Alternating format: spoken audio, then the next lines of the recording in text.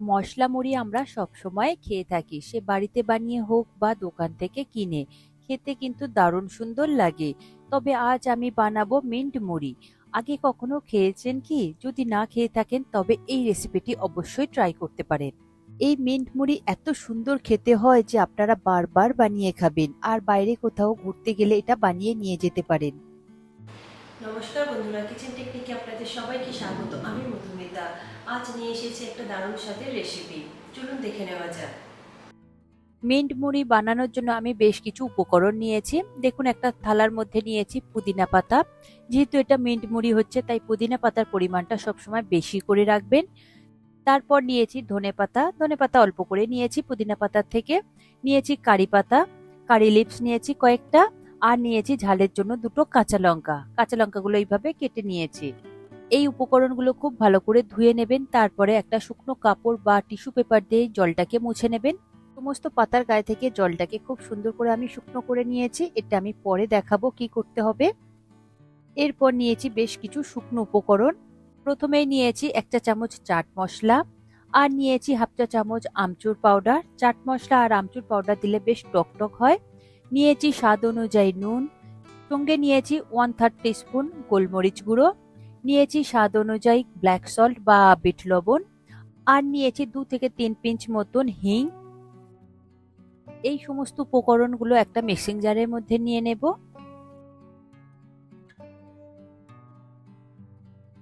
দেখুন, মিক্সিং জারের মধ্যে নিয়েছি। এরপর এর মধ্যে দিয়ে দেব 1 চা চামচ চিনি।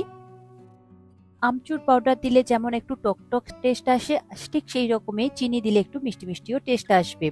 আপনারা আমচুরের পরিবর্তে সাইট্রিক অ্যাসিডও দিতে পারেন সামান্য, তাতেও টকটক স্বাদ আসবে।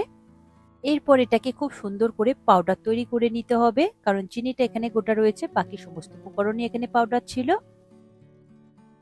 দেখুন, খুব সুন্দর করে পাউডার তৈরি করে নিয়েছি, একটা প্লেটের মধ্যে ঢেলে নিয়েছি। দেখে নিশ্চয়ই বুঝতে পারছেন কত সুন্দর দেখতে হয়েছে, আর খেতে কিন্তু অসম্ভব সুন্দর হয়েছে এই মশলাটা। শুকনো মশলাটা আমি সরিয়ে রাখলাম। এরপর নিয়েছি বেশ কিছু উপকরণ। নিয়েছি এখানে কাঁচা বাদাম, আর নিয়েছি 3টে মতন শুকনো লঙ্কা, আর সঙ্গে নিয়েছি বেশ কিছু পাঁপড়। আমি এই পাঁপড়টা ব্যবহার করেছি, আপনারা নিজেদের পছন্দ মতো পাঁপড় ব্যবহার করতে পারেন। বাজারে অনেক ধরনের পাঁপড় কিনতে পাওয়া যায়। এরপর একে একে সমস্ত উপকরণগুলো ভেজে নেব। তার জন্য একটা কড়াই নিয়েছি।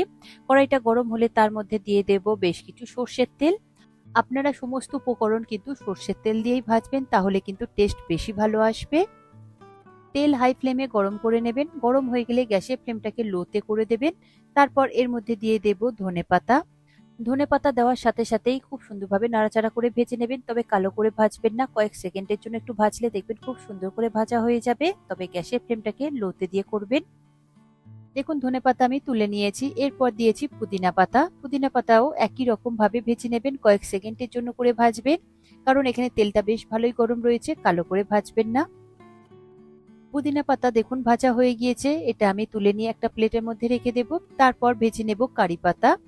কারি পাতাটাও একই রকম ভাবে আপনারা ভেজে নেবেন। দেখুন, নাড়াচাড়া করে নিয়েছি, খুব সুন্দর করে ভাজা হয়ে গিয়েছে।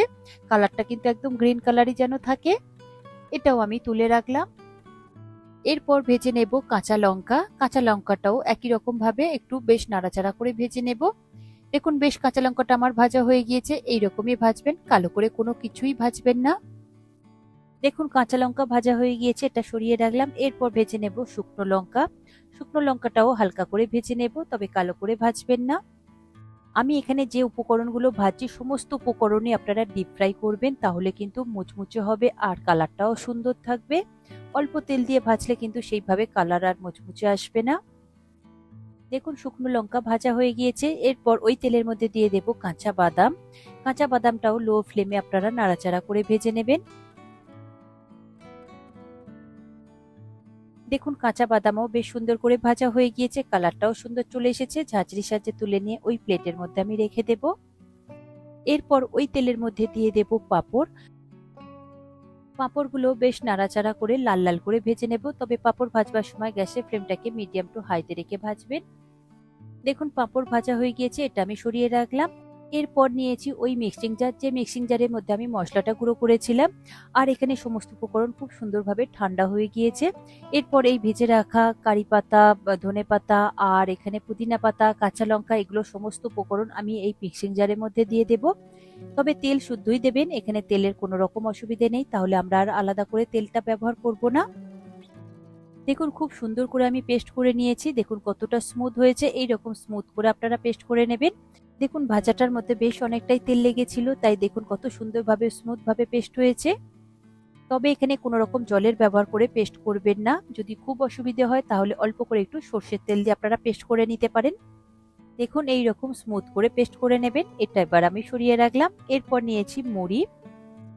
আমি এখানে 2 কাপ পরিমাণে মুড়ি নিয়েছি। মেজারিং কাপের যে 2 কাপ হয় সেই 2 কাপ পরিমাণে আমি মুড়ি নিয়েছি। মুড়ি আপনারা নিজেদের প্রয়োজন মতো নিতে পারেন, তবে মশলার পরিমাণটাও তখন বাড়িয়ে দেবেন। মুড়িটা আমি একটা স্ট্রেনারের মধ্যে দিয়ে চেলে নেব, যাতে এর মধ্যে কোনো রকম ধুলো থাকলে সেটা আলাদা হয়ে যাবে। মুড়িটা আমি এখানে ডিরেক্টই ব্যবহার করব। মুড়ি যদি আরো বেশি ক্রিস্পি পেতে চান তাহলে মুড়িটা আপনারা লো ফ্লেমে শুকনো করার মধ্যে দিয়ে খুব ভালো করে একটু ভেজে নেবেন। দেখবেন মুড়িটা খুব সুন্দরভাবে ক্রিস্পি হয়ে যাবে। ক্রিস্পি হয়ে গেলে মুড়িটা খেতেও যেমন বেশি ভালো লাগে, আর অনেকটা সময় ধরে মুড়িটা একদম এইরকমই ক্রিস্পি আর মুচমুচে থাকবে। আমি মুড়িটা আর আলাদা করে ভেজে ব্যবহার করলাম না। মুড়িটা চেলে নেওয়ার পরে একটা বোলের মধ্যে নিয়েছি। এরপর ওর মধ্যে দিয়ে দেব যে পেস্ট করে রেখেছিলাম পুদিনা পাতা, ধনে পাতা, কারি পাতা আর কাঁচা লঙ্কা, সেটা আমি এর মধ্যে পুরোটাই দিয়ে দেব। তারপর এর মধ্যে দিয়ে দেব ওই শুকনো যে মশলাটা তৈরি করে রেখেছিলাম, চাট মশলা, আমচুর পাউডার, সেই পুরো মশলাটাই আমি এর মধ্যে দিয়ে দেব। এরপর দিয়ে দেব ভেজে রাখা বাদাম, চানাচুর। আমি এখানে চানাচুর ব্যবহার করেছি, আপনারা চাইলে সরু সরু যে ঝুরি ভাজা পাওয়া যায় সেটাও ব্যবহার করতে পারেন। আর দিয়েছি ভেজে রাখা পাঁপড়। এরপরে খুব ভালো করে এটাকে মিশিয়ে নিতে হবে।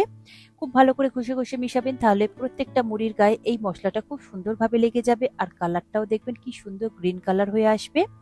আমি এখানে আর আলাদা করে সর্ষের তেল ব্যবহার করিনি, কারণ ওই যে পুদিনা পাতা, ধনে পাতাটা বেটেছিলাম তার মধ্যে অনেকটা পরিমাণেই তেল ছিল। দেখুন মশলা মুড়ি আমার রেডি হয়ে গিয়েছে। কত সুন্দর দেখতে হয়েছে, কালারটাও যত সুন্দর হয়েছে, খেতে কিন্তু অসম্ভব সুন্দর হয়েছে। আপনারা এইভাবে একবার হলেও বানিয়ে নেবেন। আমি দেখুন একটা এয়ারটাইট কন্টেনার নিয়েছি, তার মধ্যে এটা স্টোর করে রেখে দেব। এইভাবে কোনো এয়ারটাইট কন্টেনারের মধ্যে রেখে দিলে বেশ অনেকটা সময় ধরে স্টোর করে রাখা যায়।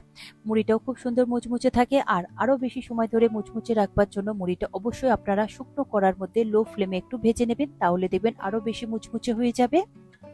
এখানে আমি যে ধনে পাতা, পুদিনা পাতা, কারি পাতা আর কাঁচা লঙ্কাগুলো ভেজে নিয়েছিলাম তেলের মধ্যে, এটা আপনারা রোদে শুকিয়ে গুঁড়ো করে স্টোর করে রাখতে পারেন। যখন আপনাদের খেতে মন চাইবে তখনই আপনারা এই মশলাটার সাথে অল্প করে একটু সর্ষের তেল মাখিয়ে মুড়ি, চানাচুর যেটা আপনাদের পছন্দ সেই উপকরণগুলো দেবেন। আমি যে আলাদা করে মশলাটা বানিয়ে দিয়েছিলাম আমচুর, চাট মশলার, সেই মশলাটা আপনারা বানিয়ে রেখে দেবেন। দেখবেন খুব সুন্দরভাবে যখন তখন আপনারা বানিয়ে খেতে পারবেন। এইভাবে ধনে পাতা, পুদিনা পাতা, কারি পাতা আপনারা যদি ড্রাই করে পাউডার করে রেখে দেন তাহলে দেখবেন মিন্ট মুড়ি বানাতে খুব একটা বেশি সময় লাগবে না, খুব ঝটপট তৈরি হয়ে যাবে। তবে খেতে কিন্তু অসম্ভব সুন্দর হয়। একবার যদি বানিয়ে খান দেখবেন আর অন্য মশলা মুড়ি খেতে আর ভালোই লাগবে না, এটা এতটাই সুন্দর খেতে হয়। আর পুদিনা পাতা আমাদের স্বাস্থ্যের জন্য অনেকটাই ভালো। দেখুন রেডি হয়ে গেল আমার আজকের রেসিপি মিন্ট মুড়ি। কত সুন্দর দেখতে লাগছে আর খেতে কিন্তু অসম্ভব সুন্দর হয়েছে। ছোট থেকে বড় সবাই ভীষণ পছন্দ করবে। তবে বাচ্চারা খেলে সেক্ষেত্রে আপনারা কাঁচা লঙ্কাটা স্কিপ করতে পারেন। আশা করি আজকের এই রেসিপি আপনাদের ভালো লাগলো। ভালো লাগলে এইভাবে একবার বানিয়ে দেখবেন, আমার মনে হয় আপনাদের সকলেরই ভীষণ ভালো লাগবে। ভালো লাগলে কমেন্ট করে অবশ্যই জানাবেন, আর লাইক শেয়ার করবার অনুরোধ রইল। যদি চ্যানেলটি সাবস্ক্রাইব করা না থাকে তাহলে চ্যানেলটি সাবস্ক্রাইব করে নেওয়ার অনুরোধ রইল। আজ তাহলে এই পর্যন্ত, আবারও দেখা হবে অন্য কোনো দিন অন্য কোনো রেসিপির সাথে। সবাই ভালো থাকবেন, সুস্থ থাকবেন, আর ভিডিওটি পুরো দেখার জন্য অসংখ্য ধন্যবাদ।